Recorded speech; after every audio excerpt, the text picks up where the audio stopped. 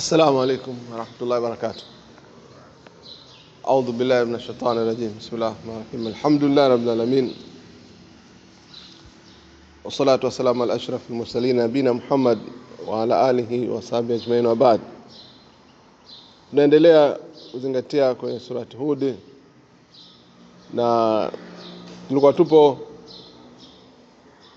kwenye aya 25. Tulikuwa tumeanzia katika mazingatio yetu yaliyopita kwenye aya 25, lakini tulikuja kwanza na utangulizi tukatazama vipi umuhimu wa kusoma tarehe katika Uislamu, kusoma historia. Kwa nini tunasoma historia? Kuna ulazima gani? Kuna faida gani? Ndio mambo ambayo tumezungumza kwa ujumla, na tukajifunza vitu mbalimbali kwamba Uislamu nao umeambatana na nini? Umekamatana na tarehe na historia, na tukaona kwamba ni sehemu ya sheria vile vile zilizokuja kabla, kwa hivyo ni historia. Sawa, kama tulivyoona Allah subhanahu wa ta'ala alivyotufahamisha katika mbalimbali. Na mfano tukaona aya hii katika surati Shura aya 13, shara lakum min ad-dini ma wasa biha Nuha walladhi yuhayna ilayka wa ma wasayna bi Ibrahima wa Musa wa Isa. Sasa inaendelea na qimu dini, inaendelea katika surati Shura kwamba tumekupeni sheria za katika dini kama yale ambayo tumempa nani? Tumempa Nuhu kabla, na tuliomuhusia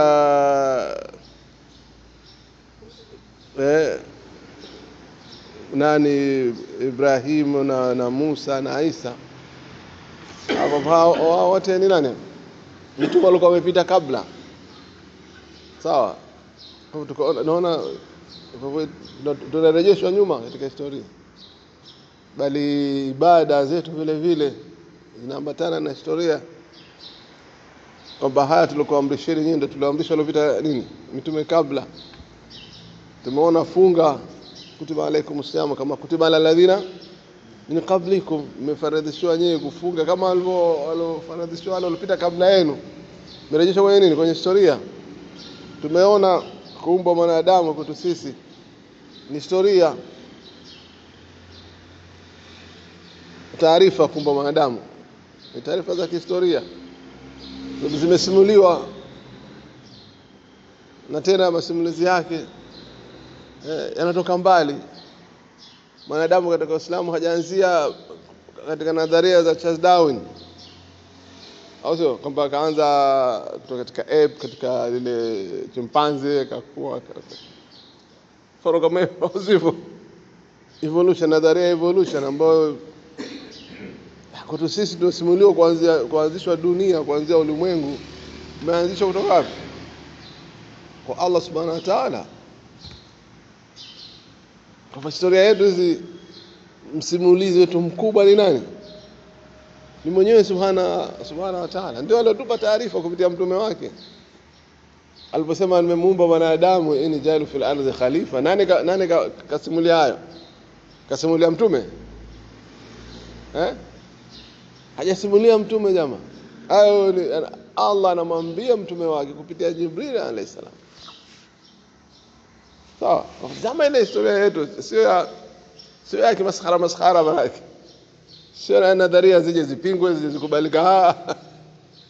Sawa, ni hakika, haupingiki. Lakini nadharia nyingine za historia zote zinafanya jambo, zinapingika. Anakuja mtu anavunja nadharia za kina Charles Darwin na Mendel na wengine wote wanafanya nini? Zimevunjwa kwa zinazungumzia kuanzia kwa ulimwengu, wakaziona kwamba hazina uhalisia, zikakatalika kabisa, japo watu hapo walikuwa wameshikamana nazo kwa sababu hawataka kufahamu ukweli, au zinaunga mkono katika fala fulani, pengine katika matumizi ya nguvu na nini. Unapokuwa wenyewe survival for the fittest, au sio? Kwa hapa ina hapa au nguvu al-baqal al-aslah, kwamba mwenye kubaki yule alikuwa mwenye nguvu. Chenye kufaa zaidi ndio kinachobakia kwa mtazamo wao. Mwenye nguvu ndio ile nadharia mwenye nguvu mpishe. Sasa hatuna katika Uislamu. Unabaki kwa ajili ya maslahi ya wote. Tunapozungumza katika Uislamu, kinachobakia ni chenye maslahi, sio chenye ubabe, sio chenye nguvu, chenye maslahi kwa kila mmoja. Tufahamu jamaa, sio lilqawi aslah lilikufaa.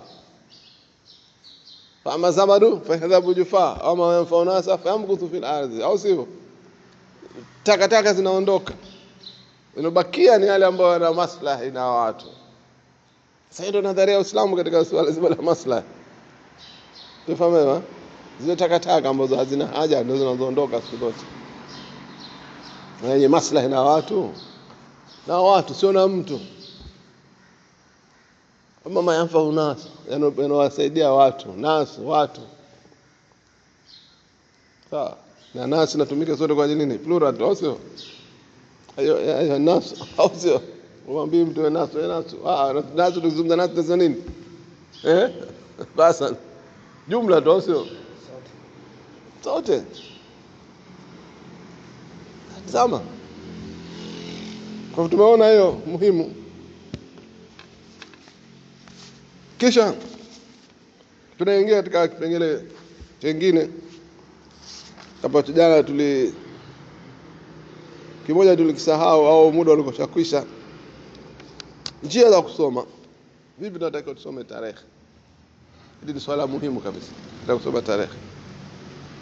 Kwanza tunaposoma kitu, tusome kitu kikamilifu. Sawa. Usichukue kitu kipande. Kwa unasoma maisha ya Mtume sallallahu alaihi wasallam. Soma maisha ya Mtume sallallahu alaihi wasallam yote kwa nini? Kwa ukamilifu. Tangu mwanzo wake. Kwa unaposoma tarehe ya dola fulani ya khalifa pia, unasoma tarehe ya khalifa. Ndio unamsoma khalifa Abu Bakar, khalifa Umar, khalifa Uthman au Ali. Basi soma ile tarehe ya yule unaamua kumsoma, soma nini? Yote. Sawa. Soma kwanza mwanzo mpaka mwisho. Usichukue kipande tu.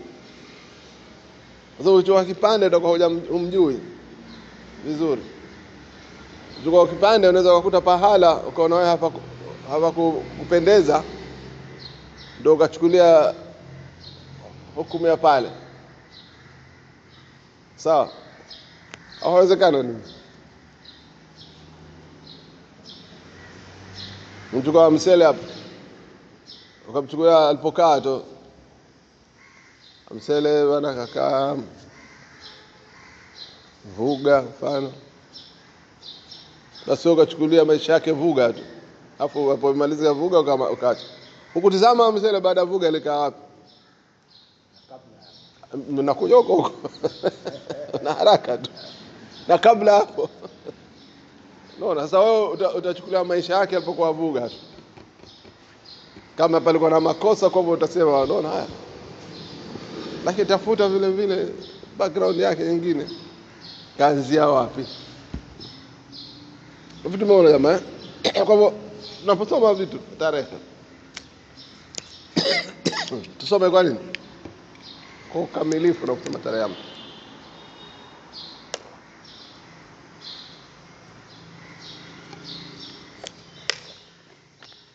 Tumepata jamaa. Leo ndo anachukua kipande cha mtu akakizama hicho, basi lazima ataleta mushkila. Sawa. Wale waliosoma Mtume sallallahu alaihi wasallam sira yake kwa hawakumsoma wote, basi watafika pahala hata nini? Watapoteza kweli. Sawa. Wakisoma Mtume sallallahu alaihi wasallam katika ndoa tu,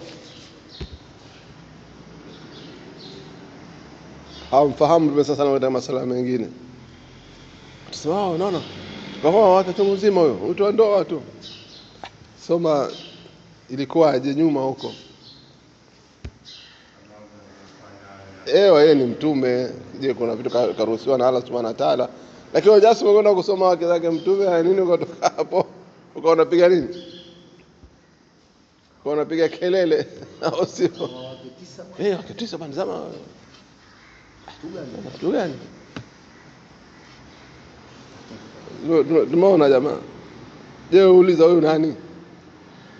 Ni mtume. Kwani kuna hali hizi? Kuna hikma gani? Sasa watu pale utapata uje tangu mwanzo. Sio mjadala kwa watu.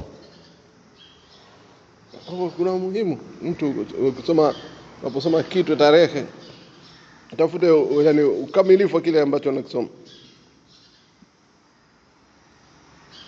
Sawa. Uweze kuunganisha matukio katika unaposoma tarehe katika nukta nyingine muhimu sana. Kuunganisha baina matokeo ya tarehe na hali halisi ile kwako. Hii ndio hapa ndo tunaposhindwa. Wengi tunashindwa hapa. Unasoma tarehe. Unakuja nao na sisi tuko vipi? Kwa mifano ile ya kitarehe. Sawa? Sisi tukoje? Mfano umesoma tarehe ya uchaguzi pala fulani. Kuanzia mwaka fulani mpaka kufika mwaka fulani ya uchaguzi. Au sio? Sasa unaunganisha. Na sasa hivi sisi tuko vipi katika chaguzi zetu za leo? Hapa na kuunganisha baina tukio la zamani na nini? Na sasa hivi ndio unapata kwa mbona kule kulikuwa kuzuri katika chaguzi? Kimeharibika nini sasa hivi tumerudi pabaya katika chaguzi? Ndio maunganisho yenyewe. Kwa nini watu waliweza kugundua vitu? Sawa. Kwa nini Wachina wamegundua karatasi? Kwa hivyo unafuatilia nini? Karatasi ilivyokuwa mpaka sasa hivi ilivyokuwa inatengenezwa sasa hivi. Inatengenezwa vipi? Sawa. Unaunganisha. Sawa. Kwa nini dola ilisimama? Kwa dola ya Kiislamu, kwa nini dola ya Kiislamu imesimama muda mrefu? Unajua tumefikia sisi tuko wapi? Baina dola ya Kiislamu na sisi tulivyo. Sisi tuko mbali kabisa na dola, tunasema dola ya Kiislamu, sawa? Sasa hapo unapata kuunganisha, unapata kujua wakati wako halisia. Kwa nini sasa hivi ishindikane? Sawa, kwa nini sasa hivi nchi za Kiislamu zimegawanyika nchi 50 ngapi, 56 za Kiislamu? Wakati mwanzo ilikuwa dola la Uthmania au sio, Ottoman Empire. Kwani ilikuwa imeunganisha nchi zote za Kiislamu? Hakuna mipaka kama ilivyo sasa hivi. Umeona imesimama video la kusema uhalisia unakuja mpaka sasa hivi. Hapa sasa hivi kumbe kilichotokezea ni hichi. Kumbe baada ya vita vya pili vya dunia na kwanza vya dunia kwenda vita vya pili vya dunia, ale nchi za Kiislamu zimeweza kuparaganywa,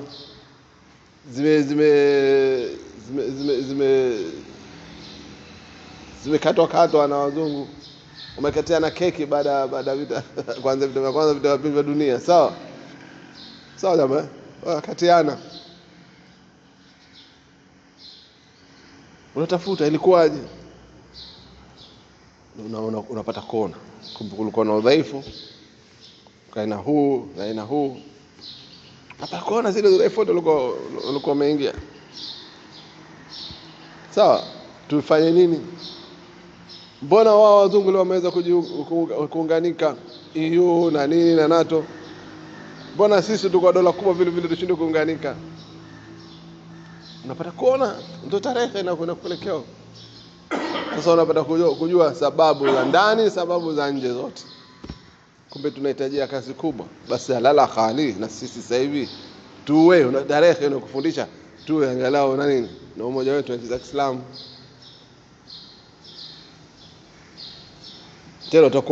Tena umoja wetu unasema sisi uwe na nguvu. katika kila kitu, katika uchumi, katika elimu na masuala mengine, katika teknolojia, sayansi. Lazima tuwe na tunaona jamaa, kwa sababu ndio unaunganisha hapa nani na uhalisia. Kumbe mwenye nguvu ndio anapata na heshima vile vile. Sio uko na nguvu maana ndio unapata nini? Alhaji unapata heshima, heshimika. Lakini kwa dhaifu heshimika. Kwa nini tupoteza heshima? Tumepoteza nguvu na kila aina.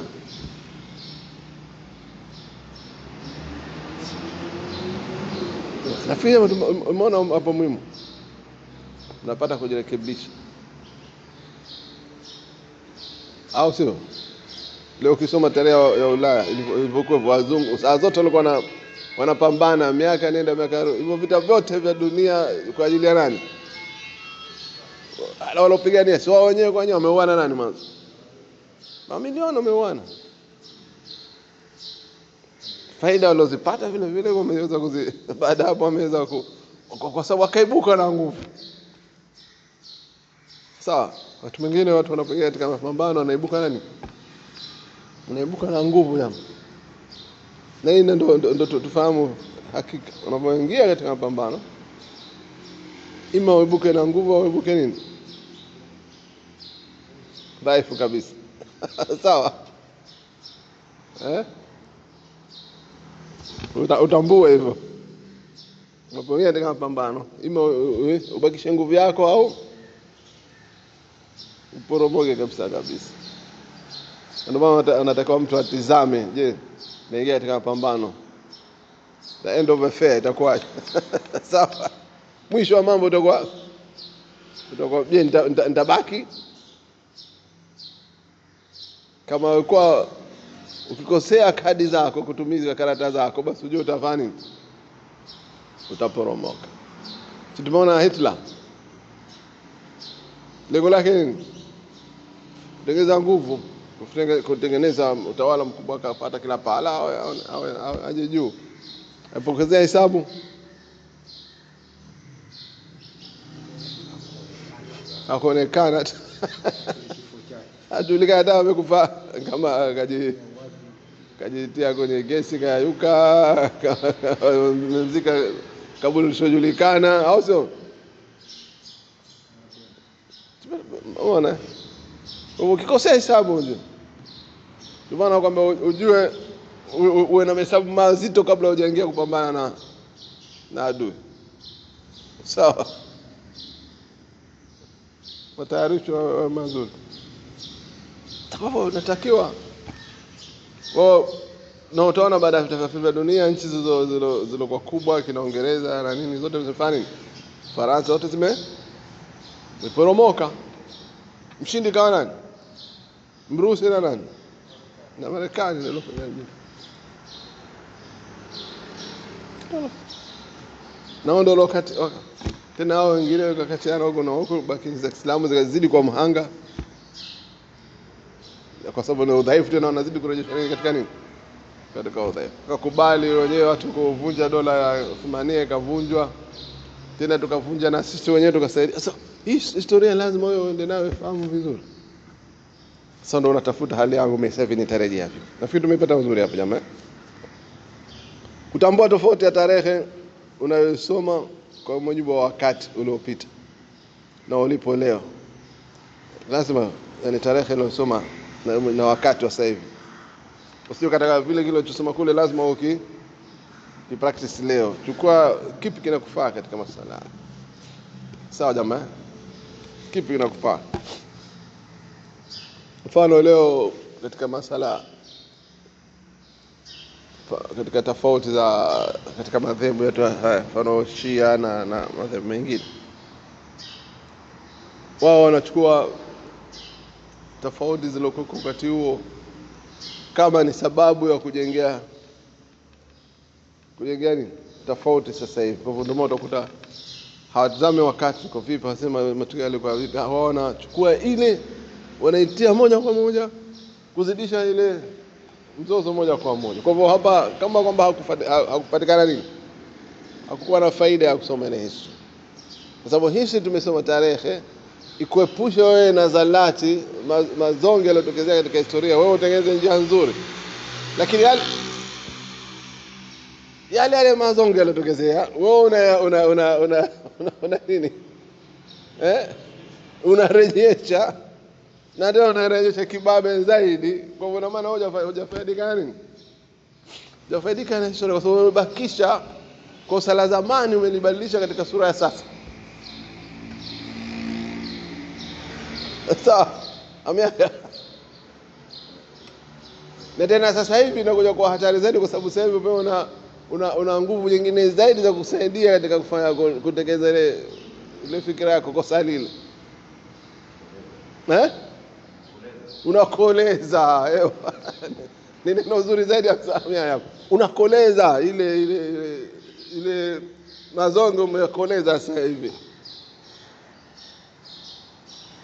Sasa ndio maana ukiwa unasema ulimwengu wa Kiislamu vile vile, kwa sababu wakati mwingine maulama wetu hakuzingatia zaidi ile masuala ya kiswahili, wakatazama vizuri masuala kama haya, yamekoleza chuki zaidi sasa hivi, mpaka inafika pahala sasa hivi adui anaonekana, yani wale makundi yetu yale ya kimadhehebu yetu walio nayo, tunaona ni adui zaidi kuliko hata adui mkubwa. Sawa jamaa? Sasa kuuliza baadhi ya watu nani adui mkubwa zaidi, atakwambia nani adui mkubwa zaidi kuliko hata huyo, kuliko ya kafiri ya Yahudi. Jamaa kama utapeleza ni hakika hiyo. Bana ashadu hawa. Sasa wakati unasahau kwamba huyo yupo katika eneo lako, alafu huyo anakubali la ilaha illa Allah, ana mazonge na itikadi zake, lakini kakubali la ilaha illa Allah. Inawezekana watu na sio wote wanasema kwamba ni makafiri, hakuna msema tulopotea kutokana na itikadi zao. Mfano sasa huyu ni ashad ambaye anakubali la ilaha illa Allah. Je, na yule ambaye amekataa kabisa la ilaha illa Allah, anapingana na Muhammad, anamkataa, anapingana, yupi ashad?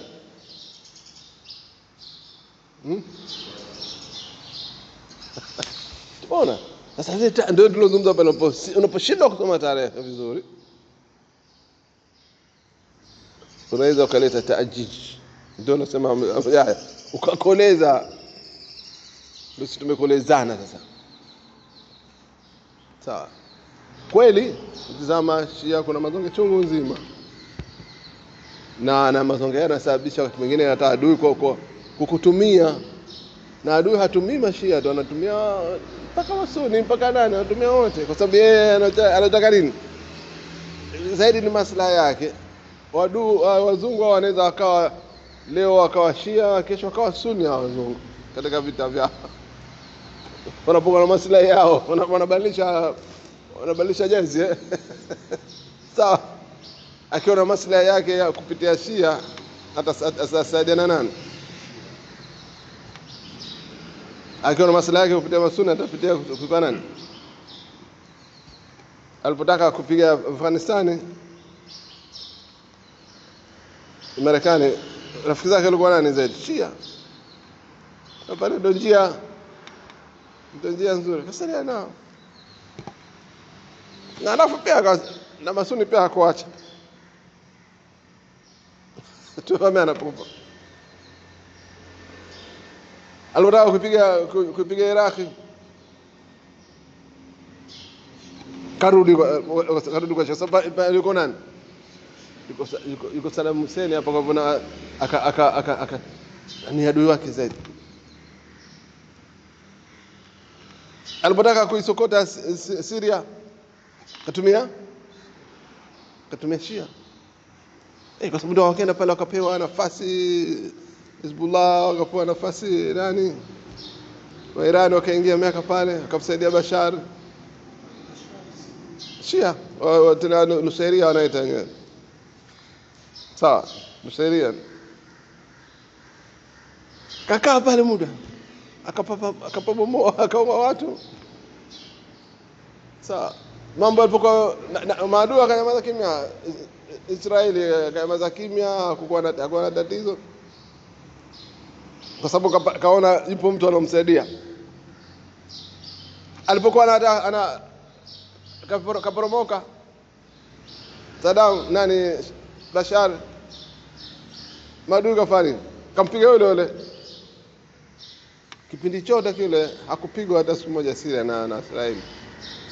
Na kipindi cha kushindwa kaja kafani, piga bomoa. Sasa amekosa ulinzi. Sasa ndio na vitu tumeona kwa vote wao watu kuaminika. Kupiga Kuwait kasidana na Masuni. Hapo ingia Saddam Hussein wapi Kuwait? Kawa Msuni. Tusaidia tena kajeshi la kila pahala. Mwisho wa siku nyie ndio mnaparaganyika Waislamu. Nafikiri tumefahamu jamaa. Sasa lazima watu some ile matokeo vizuri yaone. Sawa. Na tunaposhindwa kuunganisha masala inakuwa mushkila. Mwisho tunafanya ndio tunasema amya, tunakoleza yale matatizo, sio tunatatua matatizo.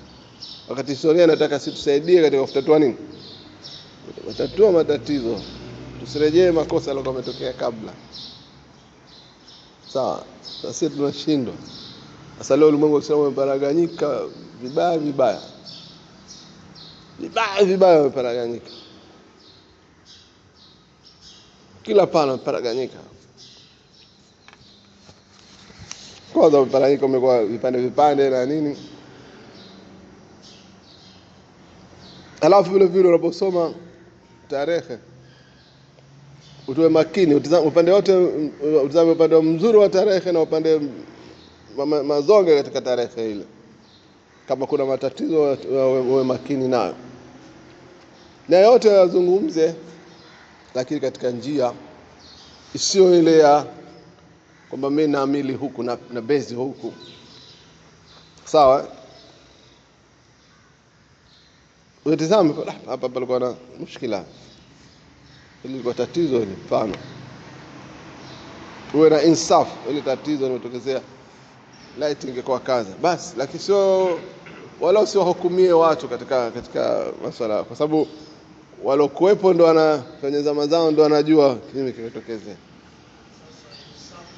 Insaf maana kwa uadilifu. Uwe na insaf katika kuangalia kitu. Usiwe wewe daima unaposema sura kwamba wewe ni hakimu wa upande wa masala. Kwa sababu hali halisi wanajua nani? Walokuepo ndo wanajua halisi. Wewe utasema kwa nini basi hao walipigana vita hivi leo hawakujizuilia wakawasema wao ndo wanajua kwa nini pale ilikuwa lazima wapigane. Au sio jamaa? Au sio jamaa? Ile kwa nini ilitokezea pale ni kule ndo walopita ndo wanajua zaidi kuliko. Na unajua wao kama wale pia walijaribu kutafuta njia za kuepukana na shida. Au sivyo? Unafahamu wao. Wewe unaweza kwa akili yako wewe, sio akili ya wao waliokuwa pale. Sawa? Sasa wewe tazama, ingekuwa katika ulimwengu wa leo tatizo hili lingeepukana hivi. Au sivyo? Tunapokwenda hapa kumbe panahitajika nini?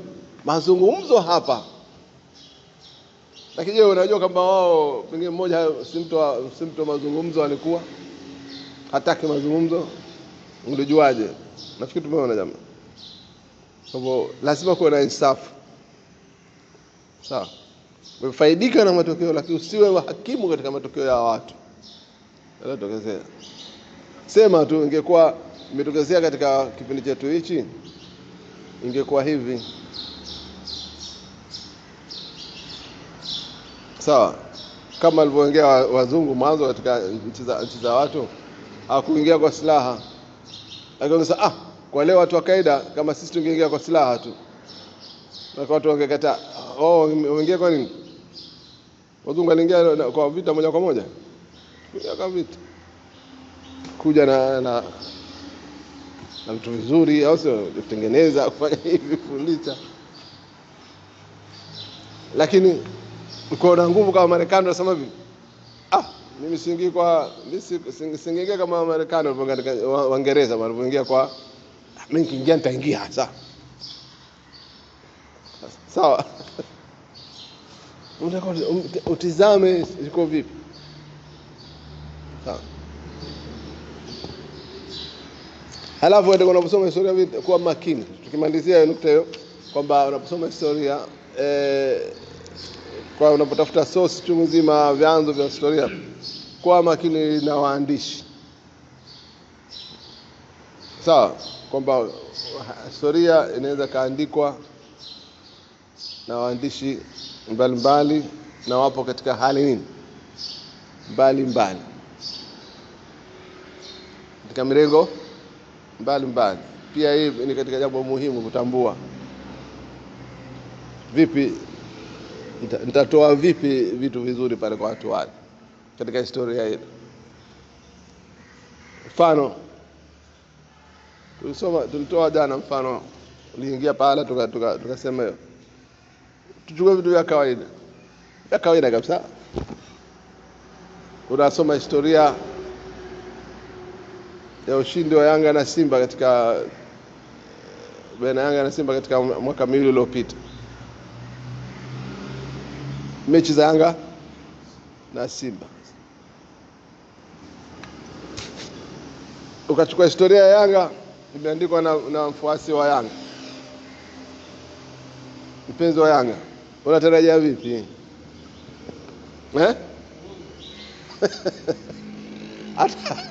Ataandika vipi mpenzi wa Yanga? Kila kitu atasibu timu yake. Na game alofungwa na Yanga mwisho atasana na hapa katika game hii referee hakimu hakuwa nini? Hakuwa anatenda haki. Ndio. Alafu sisi uwanja ule tuliukataa. Sawa? Uwanja ule tuliukataa, tukatoa sababu zetu. Akishinda uwanja ule angeshinda, angeandika hivyo. Sio tuna hakika bwana. Uwanja ule ukataa huo usema tutacheza na tumafunga. Kwa sababu sasa amefanya nini? Kashinda. Sawa? Akija mwingine wa Simba akiandika naye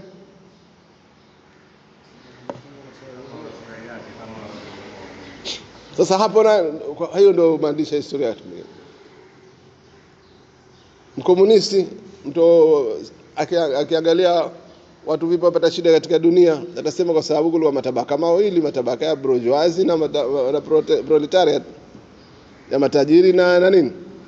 Na maskini. Kwa hivyo matajiri hapa wametumia wamewakandamiza maskini. Kwa hivyo sisi tukaja unaona taandika hivyo. Fikira zetu zikaja zikakomboa watu na watu wanaishi pamoja, tukatengeneza majumba ya pamoja na watu wanaishi vizuri, mtu anakula anachokitaka. Sawa, tukatenda haki, tukawagea watu, atasifia nadharia yake. Sawa. Na hii ndio demokrasia, na tena ataitia katika demokrasia kwa anavyotaka ikatafsiriwa anavyotaka yeye mwenyewe. Akija mtu wa magharibi atasifia, atabomoa ile nadharia ya kijamaa kwamba imekandamiza watu na kaza amefanya watu wa maskini zaidi na nini au sio? Na sisi wetu tunaona ndio viwanda viko vimekuja juu. Au sio unaandika? Mpaka apatikane nani hapa? Tunaita muhayyid. Sawa. Mtu wakati na kati. Muhayyid. Sawa. Sawa aje hapa muhayyid ndo andike. Sasa unatakiwa wewe makini. Je, unaposoma vitabu sana, nani anaandika katika mazingira gani? Sasa ndio tumesema kwamba katika somo ambalo linapata shida nini? Historia inapata shida kutoka na wale watu wanavyoandika na vile vyanzo vyao wanavyoandika. Sawa.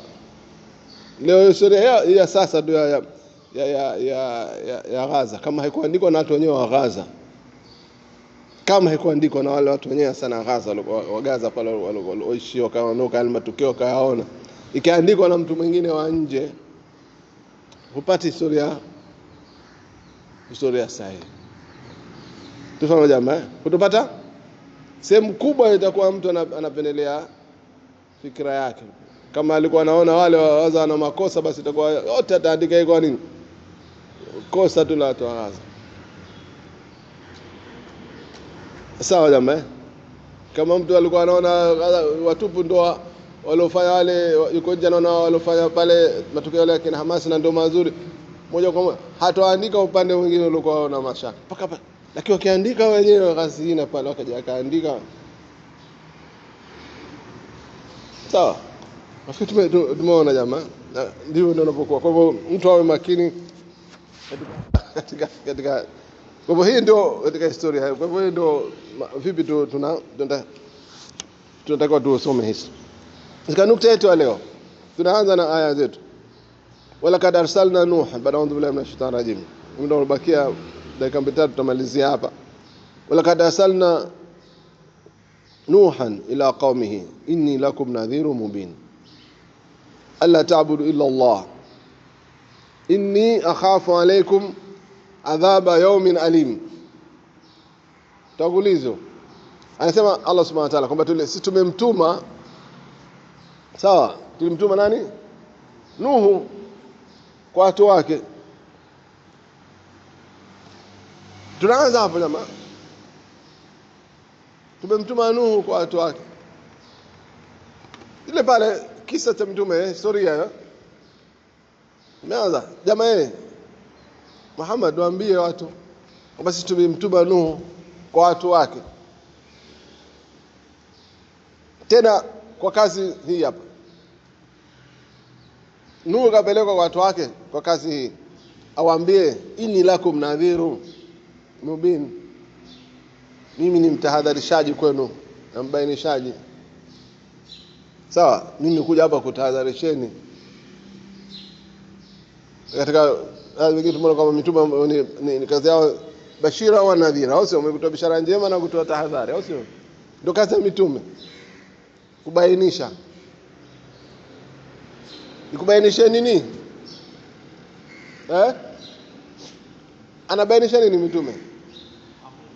Hiyo kwamba alla taabudu, sawa, kwamba msimabudu zaidi yake Allah subhanahu wa ta'ala. Kwa nini nakwambieni hivyo? Kwa sababu mimi nakuogopeni adhabu iliyokuwa kali bila Allah subhanahu wa ta'ala. Adhabu inatokana nini hapa? Iko hamkumwabudu Allah subhanahu wa ta'ala peke yake, mtaingia katika shirki. Mkiingia katika shirki mtapata adhabu nini? Adhabu iliyokuwa kubwa. Sawa, hapo tumeanza maelezo makubwa. Tumesema mpaka aya takriban 100 na au sio 50? 101 inazungumzia visa vya mitume. Nini tunajifunza katika visa kwanza? Kabla tujaenda hapo, tumeona utangulizi tu. Sawa? Jamaa, tunaposoma visa vya mitume katika Qur'an, siku zote jaribu kukumbuka vitu hivi. Sawa? Vitu vitavitaja hapa, vitu vitatu hivi. Jaribu kukumbuka daima. Kwanza tunataka kufahamu yaliyokuja ndani yake, habari zake zilizokuja na uhakika wa matokeo. Sawa? Allah alipokuwa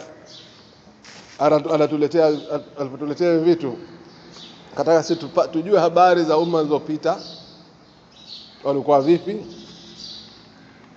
Sawa, uhakika wa matokeo yao. Kwa sababu ingekuwa umetazama katika vyanzo vingine usingepata uhakika. Wewe ukitazama habari za mitume katika vitabu vingine vya Kiyahudi au vya Kinasara, mitume wenyewe hata heshima hawana. Sawa, wewe ukafungua katika Biblia fuatizame mzame Sulemani, mzame Loti, ana heshima. Mfaka anaweza kusingizwa tazina mtume, au sio? Kwa hivyo kwanza ujue kwamba visa vilivyokuwa na Allah Subhanahu wa Ta'ala vina nini? Vina uhakika. Ni habari zilizokuwa za uhakika kabisa. Matokeo yake. Halafu unataka ujue nini vita baina ya haki na batili. Sawa. Na upate ndani yake ni ibra, mafunzo. Ndio maana Allah Subhanahu wa Ta'ala akatuambia hivi katika aya katika sura Yusuf, laqad kana fi qasasihim ibratun liulil albab ma kana haditha yuftara. Ndio katika visa vya mtume hawa ibra, mafunzo kwa wenye akili, sio hadithi za uongo. Kwa hivyo hapa anakuambia Allah Subhanahu wa Ta'ala kwamba ukiwa utafuata source nyingine utakuta nini? Utakuta uongo. Nafikiri tumepata sawa. Sasa hili ni kitu cha mwanzo nataka mtu akipata. Sawa. Kuona changamoto za Al-Kitabu na habari za uongo na Qur'ani kaja kabainisha haki kama tulivyotangulia kusema. Uone kwamba kumbe Al-Kitabu anapozungumzia masala yao, story zao hazina nini? Zimechakachuliwa, hazina ukweli. Sawa. Sasa lakini Qur'ani ndio nakupa, kwa sababu tunasema Qur'ani historia yake sio iliyoandikwa na watu. Sio iliyoandikwa na watu. Historia ya kuzungumza vitu hivi imetoka wapi? Kutoka mbali, kutoka juu kwa Allah Subhanahu wa Ta'ala. Imeshushwa kwetu. Ni kuna kitu kikubwa zaidi maana kupata taarifa kutoka kuliko kupata kwa ile tunasema chemchemu yenyewe. Leo hapa ukienda maji yamekuja yanatoka kwenye chemchemu huko hapo yakafika hapa. Na ukienda kwenye chemchemu yenyewe unasikia vipi? Bana nimechukua kwenye chemchemu yenyewe. Sio yakuja huko ishakuwa contaminated bwana. Mimi nimechukua wapi? Kwenyewe ujivunie. Ashindani nasema. Sawa. Sio yeye ndio kuja nishatoa shengea katika mahodhi yanashofanya mwani. Mimi nimechukua wapi? Huko. Kwa hivyo sisi ndio tunapata kwa Allah Subhanahu wa Ta'ala kufaidika na kupata mawaidha kupitia waliofika waliopita. Utasoma visa vya mitume au visa vinavyokuja katika Qur'ani. Tunataka tufaidike, tupate mawaidha kupitia yale waliofika waliopita kabla. Na ndio maana utakuta katika unapozungumza visa hivi vya mitume, nazungumza wale upande wa makosa ndio unakuwa ndio unaangalia. Sasa upande wa khairi tayari ushako upande wa khairi, hauna haja nini? Au sio jambo? Upande wa khairi tayari unajulikana khairi. Wameamini, lakini upande wale matatizo wao ambao wamefanya yakawaharibia mwelekeo ndio unasimuliwa zaidi ili uweze kufanya nini? Wewe ujirekebishe. Sawa. Wewe ukisema mfano utasema bana watu mbatu bana watu wakija hapa wanaleta wanagea tu samaki na nini? Wakivua mtaani wanapeleka. Haya yanajulikana lakini yako wazi. Bwana ukisema watu mbatu bana wamekuwa mabakhili wanataka ile na baada ile ndio natakiwa ufanye nini? Wewe ndio izungumze zaidi uondoshe ubakhili. Wapo watu waheri wanaochangia lakini katika ubakhili wewe ndio pale una nini? Unakamata pale zile tatizo. Na Allah awazidishie wale waheri. Una hata haja kusema wakija naleta samaki 20, 30, 40, ukisema wale wanaogea wenzao wanatoa sadaka, awazidishie. Imetosha kwamba hawa watu wanafanya nini? Wanafanya. Lakini walikuwa wanafanya ubakhili ndio itakuwa darasa pale ile ndio ya muda. Tufahamu jamaa, kwa ndio Qur'ani natupa tupate kuona uzito wale masala. Sawa jamaa, tuone uzito wa masala. Tuone Al-Kitabu challenge zao zilikuwa vipi. Sawa. Ndio maana Allah anatuambia faqsusul qasas la lahum yatafakkaru, basi wasimulie visa, pengine watapata wao kufikiri. Kwa Allah ndio maana anasema tumekusimulieni visa mpate nini? Tafakuru ndani yake, kujua sunna za Allah, yani sunna, kanuni zake Allah subhanahu wa ta'ala katika maisha, sawa, na kupata ukumbusho. Wa kullan naqusa alayka min anba'i rusul ma nuthabitu bi fuada, sisi sote tunakusimulia visa vyao hawa, ili upate nini? Upate kutulia, upate thabiti, upate wewe madhubuti, na uone vipi mwisho wa ovu na mwisho wa watu wema. Sawa. Faida nyingine inapatikana kwa maduati wenye kulingania, kwa jua kwamba katika Qur'ani unaposoma visa vya mtume unapata yule anofanya kazi ya dawa anapata mafunzo chungu nzima. Kwanza anajua mitume wametumia njia gani katika kulingania, Meita watu kwanza kwa taratibu, wakenda njia hii, wakawarakibisha, yani wakahamasisha kumfuata Allah Subhanahu wa Ta'ala. Walipokuwa mitume watu wamefanya wakaidi, wanatumia kitisho vile vile, jamaa mfanya maskhara nyinyi mtapata adhabu. Sawa. Wakafika pahala kama hamtaki maswala na macha Allah Subhanahu wa Ta'ala atakutieni adabu. Mfano Nuhu ndio alipokwenda, Rabbi la tazara ala ardhi min al-kafirina nini? Dayara, akasema gadi gani mwisho? Jamaa wasoko tena hawasikii chochote. Lakini mwanzo kaanza nao. Ndio maana ukisoma surati Nuh unapata vipi ulingania watu. Unaanza introduction kwanza, wewe mwenyewe unajieleza. Mimi ni fulani. Nikuja kwa jambo hili, maabuduni Allah Subhanahu wa Ta'ala. Mfanye istighfar au sio?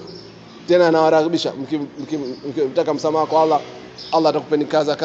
Au sio? Tumeona katika surati Nuh, atakupeni maisha mazuri. Na mkikataa mjue kuna adhabu kubwa. Kwa nini mkatae? Mwisho Allah au jamaa sikiteni.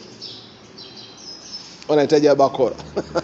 Rabbi la tazara al-ardhi min al-kafirina dayara. Kwa sababu gani? Ukiwaacha hawa wataendeleza nini? Kufuru na uovu.